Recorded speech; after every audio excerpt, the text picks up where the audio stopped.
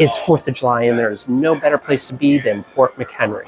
Obviously, it's famous for its association with the Star-Spangled Banner, but they have ranger talks, drum demonstrations, and weapon demonstrations, so much more. Now, before we start our adventure, don't forget to like and subscribe.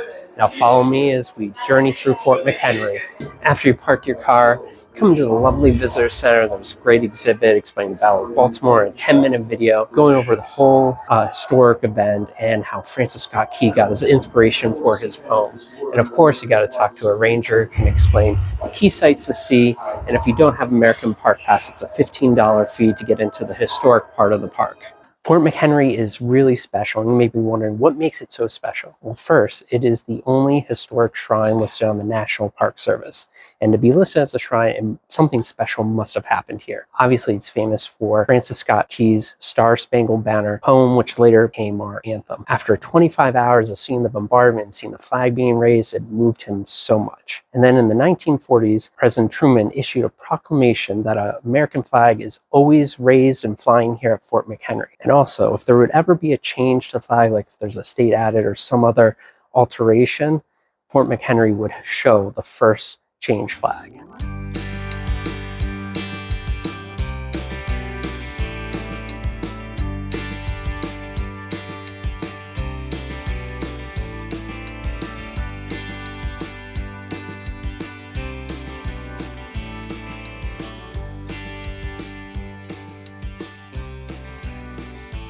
Behind me is a picture of the American flag that flew at Fort McHenry during the battle.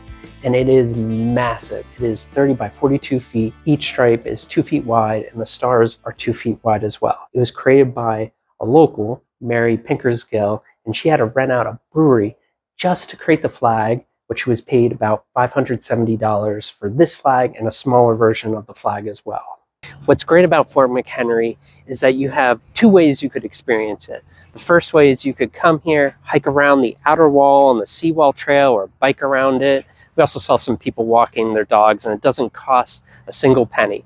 Or you can actually go into the fort, which that costs about $15, or if you have a park pass, you can use that as well. The grounds are amazing and there's some spectacular views of the area, but we're here to see the fort, so let's get going.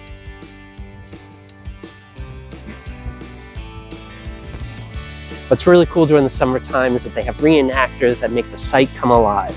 And what's even special on the 4th of July is they have a reading of the Declaration of Independence along with cannon fire, which we are sure that we are going to see.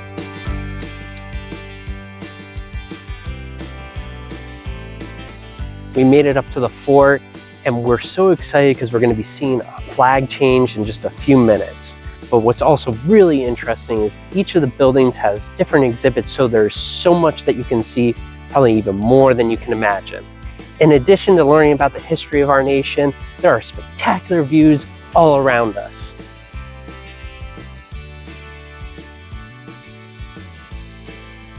After the Chesapeake Bay blockade, the burnings of the Eastern Shore, and the DC burnings, the citizens of Baltimore wanted to take every precaution to protect their beloved fort. They added fortifications, earth mounds, and additional cannons to protect their beloved city.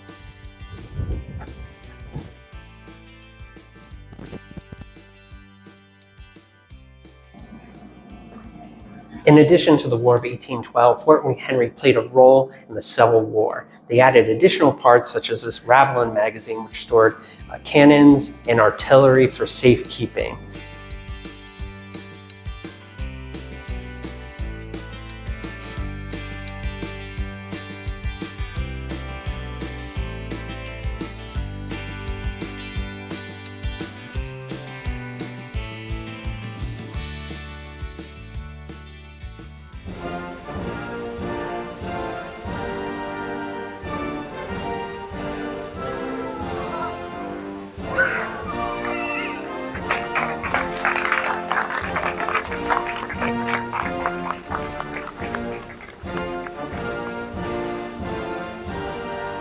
Take a look at this flag while we have it out.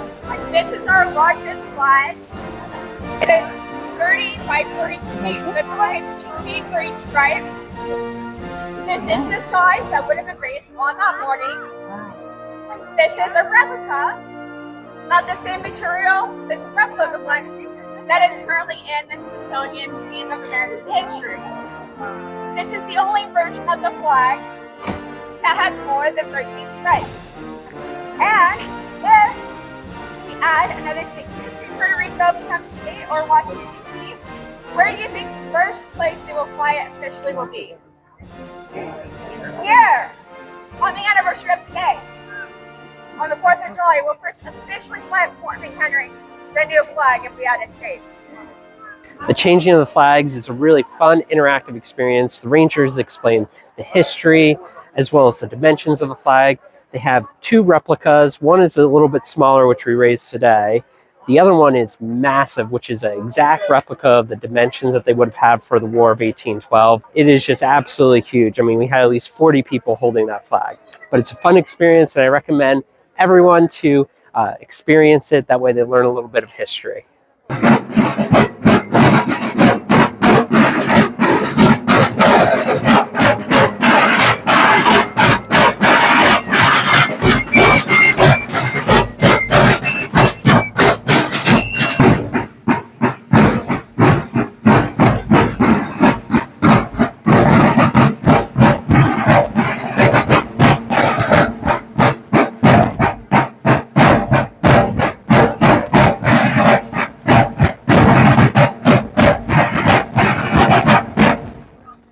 We have just come from Baltimore town. It is secure. There are no British there. Right?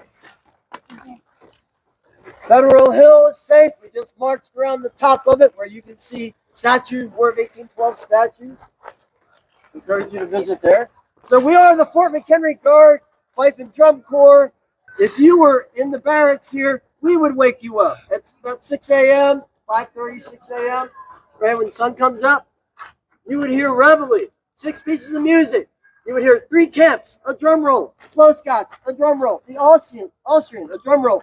That represents kind of like a snooze alarm, right? We keep coming back.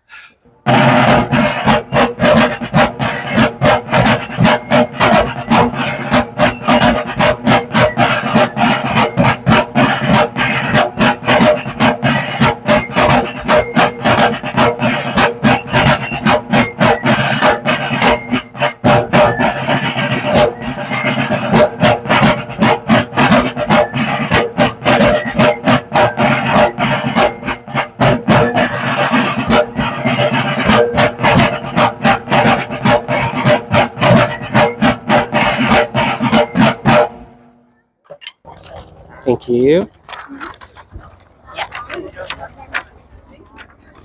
We got our copy so we can follow along in case you don't know the words.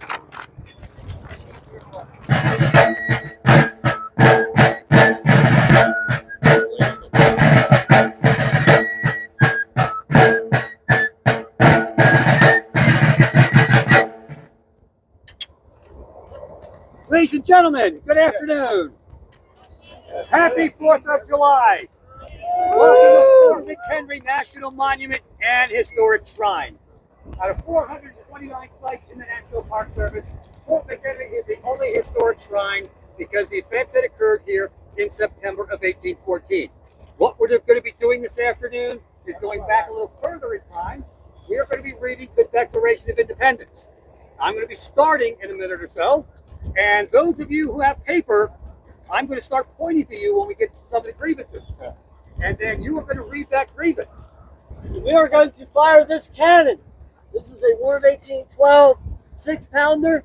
It's a cannon with a limber. It's a full weapon system. It is going to be loud. So children, hold on to your parents so they don't run off. If you have any pets, secure your pets, right? And you'll want to hold your ears. It's going to be loud. All right.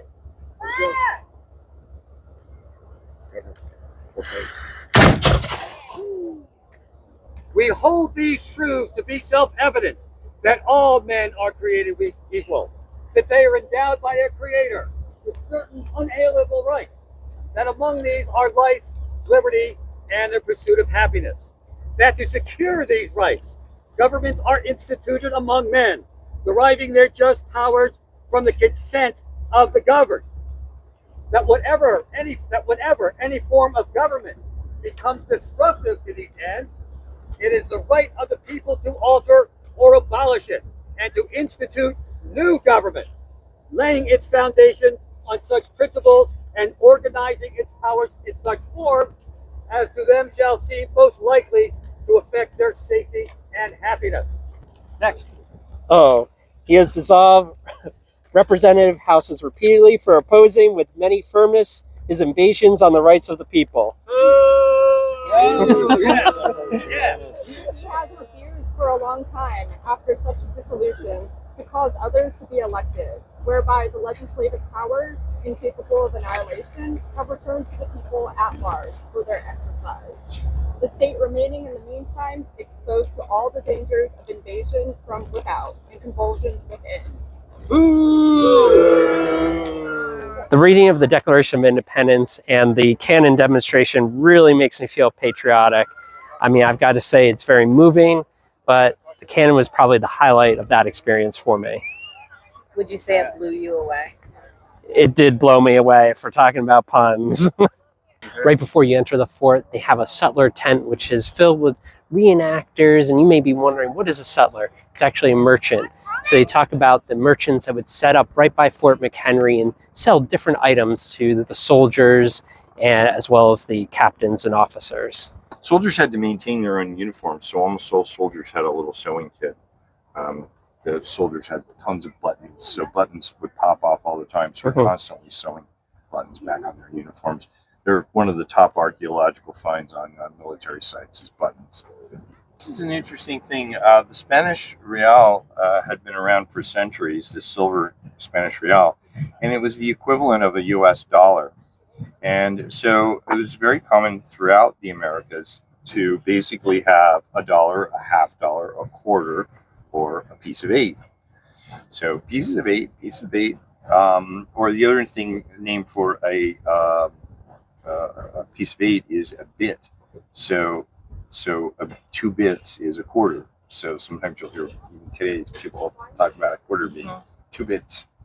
As you wander the grounds, there's a few monuments to take note of. One of it is George Armistead Monument, which is the commander of Fort McHenry during the War of 1812. From what we've heard, he's moved around quite a bit, but now he's at the site of the old visitor center facing the fort and the flag. The other statue is Orpheus, a Greek god of music and poetry, a tribute to Francis Scott Key for his poem and song, The Star-Spangled Banner. And it was built in the early 1900s. That wraps up our tour of Fort McHenry. Personally, I really like the music demonstrations as well as the cannon fire. Summer events are really unique and special and make the history come alive. Since it's summertime, it gets really hot, so you want to be mindful of the weather, as well as take a look at what events are happening at Fort McHenry. Now, stay tuned. We have many more adventures planned, so you want to like and subscribe. But until next time, keep on exploring.